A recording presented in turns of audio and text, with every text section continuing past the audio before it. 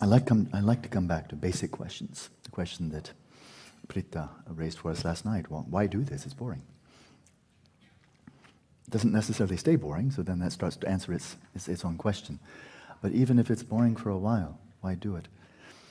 And there are many differences between a Buddhist view of our own existence and that which has been very prevalent, kind of the view of modernity, if one can speak of such.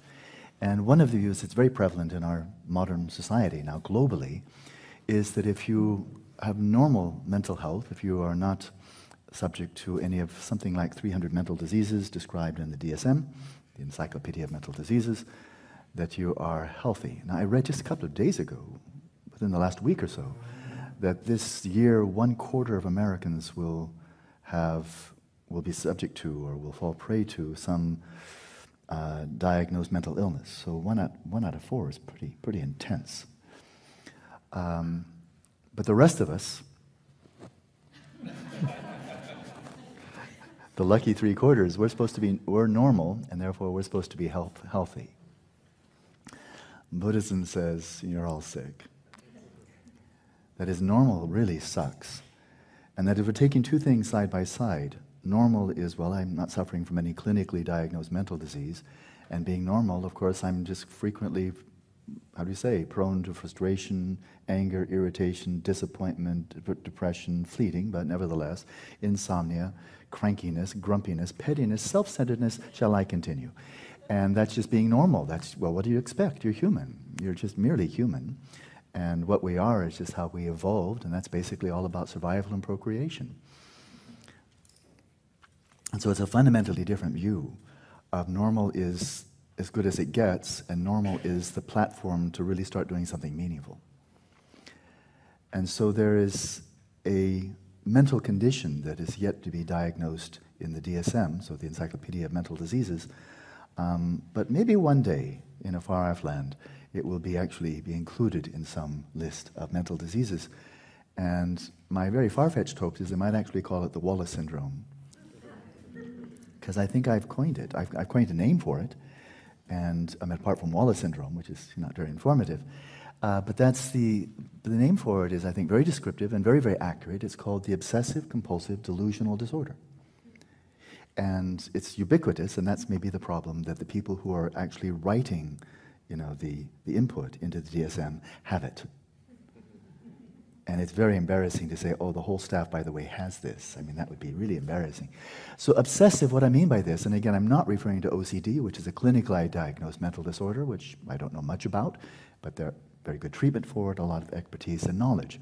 But I'm not referring to that. I'm using the word somewhat differently. So when I'm using the word obsessive-compulsive delusional disorder, the obsessive part is just this. Do we have it within our voluntary control? This is not a rhetorical question. Do we have it within our voluntary control to be mentally quiet while still awake when we wish to? In other words, to mentally stop talking. And if not, why not? That is, if we treated our minds with all the conscientiousness that we treat the kitchen faucet or our general plumbing, then I think we would be absolutely abhorred at what's going on in the mind. This happened to me just a couple of weeks ago. We have one little bathroom, and the toilet, it wouldn't stop running. And it was kind of like, 5-star alert here. That water's just going down and down and down and down, and let's do something quick. I mean, the water bill is going to be astronomical if we just kind of ignore it, walk away, and say, well, what can you do? And so, of course, my wife and I, we jumped right on it, and we opened up the toilet lid and got in there and messed around with the plunger, and disaster was averted. But we have minds that flow like a toilet that just, the plunger is unfixable. And it just flows and flows, the blabbermouth mind that just, we wake up in the morning. Does this happen to you? We wake up in the morning, and as soon as we wake up, the mind says, oh, you want me to talk? Sure, I'll just stop talking, right, and I'll talk all day until you go comatose. And then I'm going to get you in your dreams. And I will not stop talking for 10 seconds consecutively. I will talk relentlessly. I'll have something to say about everything, and it doesn't matter what drivel it is. It doesn't matter how preposterous or how painful it is. I will continue talking and you're going to listen. This sounds like something that the East German police would have conjured up, like some really sadistic torture. We're going to get you in the room, and we're going to talk to you relentlessly, and you'll have no earplugs. Imagine this. I would really love to see some neuroscientists do something really valuable, and that they do a lot of valuable things. But here's one valuable thing, and that is get a gizmo. Call it the Wallace Gizmo. I really want to get my name on this. And, monitor the activity in the frontal cortex, I think especially the left cortex, which is associated with language, internal dialogue, and put it on and just get a Rosetta Stone for the types of brain activity that are taking place in our language center. Get a Rosetta Stone. So you put the cap on, and everybody's got to have one. This is Big Brother talking. And it takes all the activity and translates it into the thoughts you're actually thinking, and then broadcast it out on a little loudspeaker on top of your head, like a beanie. And wherever you go, every thought that you have gets blared out. And if we really want to make it interesting, connect it with a video screen, so all the images that come up also. This is called transparency. And everything that comes up, people can see what the images coming to your mind and hear all of the internal commentary. And that would be the end of human civilization.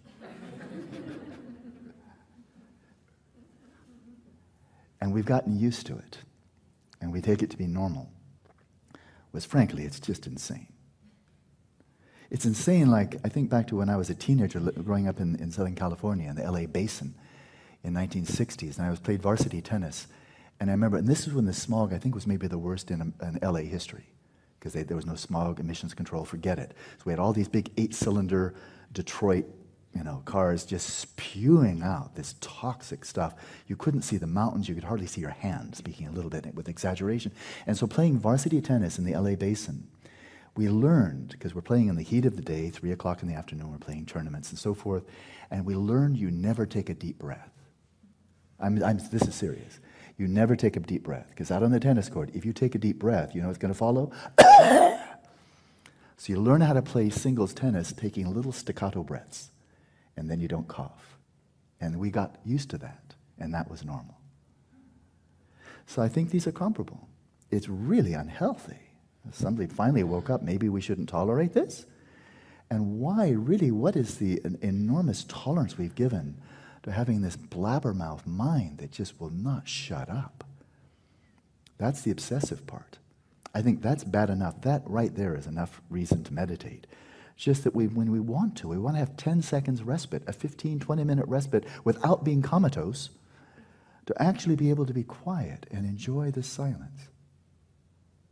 And that's a voluntary thing we can do at will. That just strikes me as a basic criterion of sanity. And not being able to do that is just weird. That's the obsessive part, but this disease has 3 parts to it. That's just the first one, right? And mindfulness of breathing is direct remedy. It's the medicine for that. That is, we breathe out, breathe out, breathe out. Just see if we can release all that turbulent, chaotic energy behind the blabbermouth mind that just can't shut up, because it's obsessive. So I think right there, that's enough for me to meditate, even if with nothing beyond. It's just intolerable to have a mind that just obsessively won't shut up until I get hit on the head with an anvil, have brain damage or fall deep asleep. And that's the only time I get any quiet, and then I'm not even conscious enough to enjoy it. That really sucks. But it's worse than that. There's this compulsive aspect to it. And that is these thoughts, these free associated thoughts, images, and so forth, they come up. And it's not that they just arise in the mind, like blah, blah, blah, blah, blah, but the thoughts arise, and then compulsively, it's like they all have this, they're sticky, they're like flypaper, and they catch, and then they drag the mind, the attention all over the place to the reference of all the thoughts. So we compulsively identify with thoughts, instead of just being able to be spacious with this, that is just attending to this cacophony of thoughts and images arising. You say, wow, what a traffic jam. It's actually, these thoughts are abducting us. They're throwing us in the trunk and driving all over the place from one referent to another, helplessly, as the mind is being jacked around all over the place, from one referent to another, and it's just compulsive. It's like just being kidnapped every 5 seconds, abducted, taken away. It's called cognitive fusion. We're not thinking thoughts, they're thinking us, capturing us and carrying us away.